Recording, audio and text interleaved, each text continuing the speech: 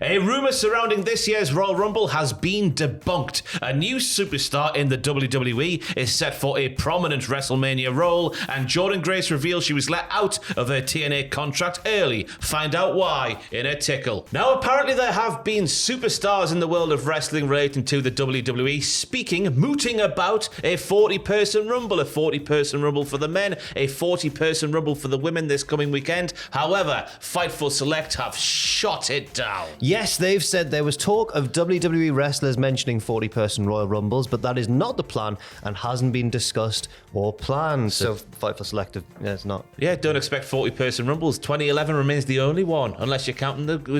Was there a Saudi one that was a 40-person? I think the Greatest Royal Rumble was even bigger than that. Yeah, 50, 60. I think 2011 is the only 41. And I remember in 2011 starting to get sort of back into wrestling on the sly, and I was so unspeakably excited. A 40-person Rumble. But Santorino Morella, my goodness me. Oh, it was a great ending, but the Rumble generally, I don't think was benefited that much from having 40 people in it. Yeah. There's no doubt they could fill 40 people in both sets of Rumbles, but yeah, it's not going to happen this weekend. Don't expect it. Fightful Select have also got more scoops surrounding this weekend's Rumble. Do you want to alternate between these two? I'll go first. Go on, then. When asked about the TNA talent at the Rumble, Fightful Select were told it was not out of scope for their partnership, so we could expect the likes of Joe Hendry, Jordynne Grace, anybody from TNA to rock up. Jordynne Grace now, I guess, is WWE, but you've got to expect Joe Hendry. Yeah. You've got to expect Joe Hendry. Anyone who's currently contracted to TNA, not like Jordynne Grace, who I've just misspoke there and said was contracted to TNA. Yeah, or any rogue wildcards I can think of. Oh, what a question.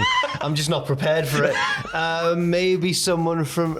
no, I can't think of anyone, honestly, because they've been quite light on surprise appearances, haven't they, over the past few years? Yeah, the Rascals, maybe. They've flirted with NXT in the past, up their tree with their weed. Those lads, man. Talking like that, like really cool kids do. On the ladies' side, imagine Gail Kim coming back. Gail Kim? Yeah. Wow, that would be a good one. one. With that theme from 2003. I'd enjoy that a lot, actually. Yeah, that's a good one. I'm trying to think of who else might... Michelle McCool was teasing stuff. I'm not in a TNA way, but in a WWE legend sense. But she was teasing something on Twitter. But I think she was teasing it almost as if we've seen her in previous Rumbles and she hasn't teased a thing. Which makes me think that she's not booked for this one and she's gone, I'll try. Yeah. Should she just ask her husband? Well, yeah, get me in. Pull some strings, please. What's the next scoop?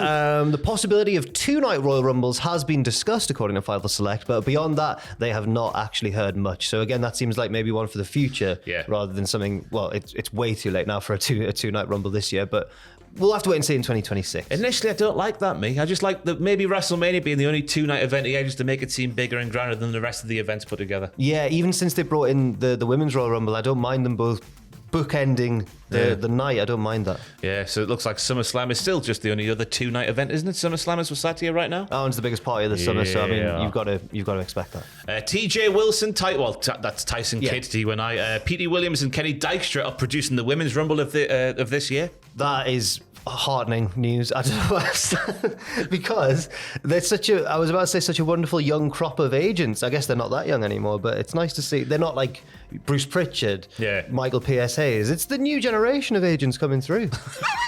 I'm trying to think of a positive. I don't know what else to say. Has one of them been in contact with if you put them over like that? Cheers, Kenny. What's the next scoop, Jack?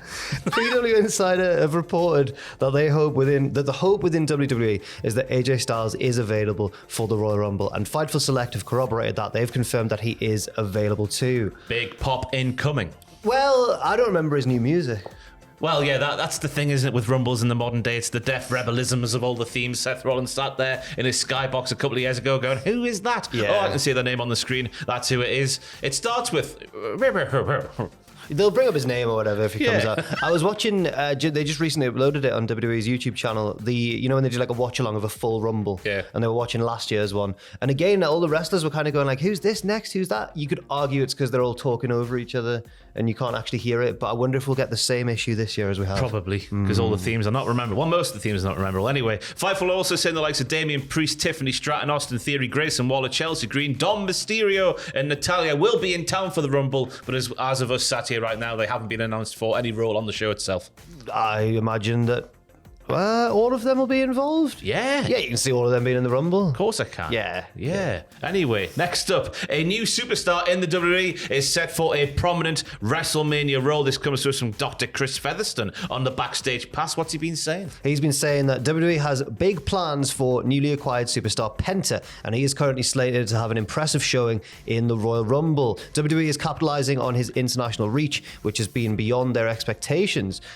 Doc, that's his nickname, Doc, Chris Featherston, has also learned that Penta's current matches and promos, as well as his plans at the Royal Rumble, will continue to be strong, leading to a prominent spot at WrestleMania. Could that spot at WrestleMania be a singles match or being involved with the Intercontinental Champion Bron Breakker? Because, of course, they had that standoff on this week's Raw. Bron speaking about old age pensioners being involved in the Rumble. This isn't 2014 anymore, he says. And then the face of WWE back in 2014, Penta, confronts him and gives it the old Zero Miedo in his face and walks off. It was a bit of a random one given the content of Bron Breakker's promo there, but I hope this isn't the WrestleMania match, as exciting as it would be, because I don't want either of these to lose, especially not Bron at the minute.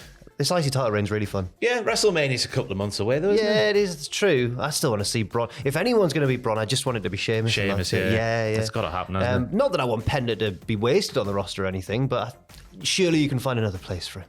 Yeah, United States title. The transfer window's nearly closed. Oh, it's about to slam shut. My goodness me. Anyway, Jordynne Grace has been speaking to Chris Van Vliet, the podcast man of the professional wrestling world. That's the nickname he gave himself. But Jordynne has revealed that she was already out of her TNA contract by the time the interview took place with Chris, which is on his podcast feed, but not his YouTube channel yet, which means it was very recently indeed. Very interesting. Yeah, she said that the company left her out of her deal early due to the departure of Scott D'Amore. Jordynne Grace also said, well, when he left, I was very emotional when Scott left, like a lot of other people, because it was just so out of the blue. It really was. I remember when the news broke and TNA's on the up, what's going on? Yeah. She goes on to say, we found out on a Zoom call, it was very corporate, I feel like, which isn't necessarily a bad thing, but at the time, I was just like, you know what? I only really signed here because I had faith in Scott that he was going to do good things for me and good things for the company. He's the one that kind of set in motion the whole rebirth of TNA. Jordynne continues, and I told them I want my contract to be cut, basically. So it was supposed to be until October of this year, and I was like, I want to get out in January of this year. I mean, kudos to them. They heard me and they let me, so I'm very lucky for that, but I think that I'll probably still be at TNA. It's just shocking turn of events. This doesn't happen in wrestling. If anything, contract time gets added to a wrestler's contract, not taken away. Yeah. Also during the interview, Jordynne Grace revealed that her husband, who's Jonathan Gresham, was among those whose TNA contracts expired around the start of the new year as well. So that one slipped through. I find it. Do you remember when Scott D'Amore got released, and then the whole loads of the TNA roster took to Twitter, and they were saying things like they were basically speaking out in favor of him.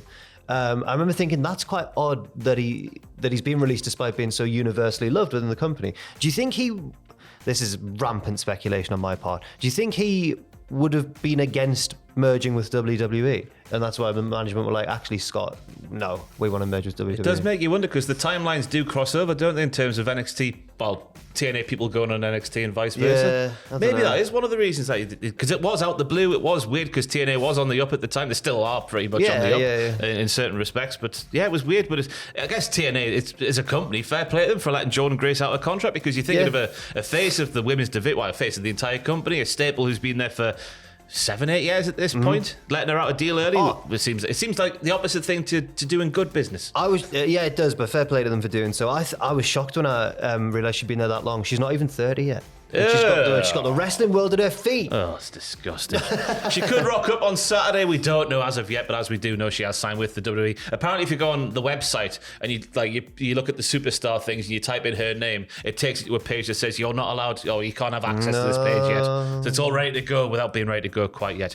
Rumble content this week, everybody. Pitches, predictions, the podcast, reactions live on the channel while the show's going on. What happened at WTF on the Patreon. You know what we do. This is what we will do. We do the things. Yes. Cheers. Bye. I don't know how to end these. Rubbish, innit? We'll see you later. Oh, we're still going. Yeah. Bye. Streaming later today as well, yeah. I normally go, I've been Jan, and this has been Ross, and I'll see you very soon is my sign-off line. Get a sign-off line. Toodle pip. There you go.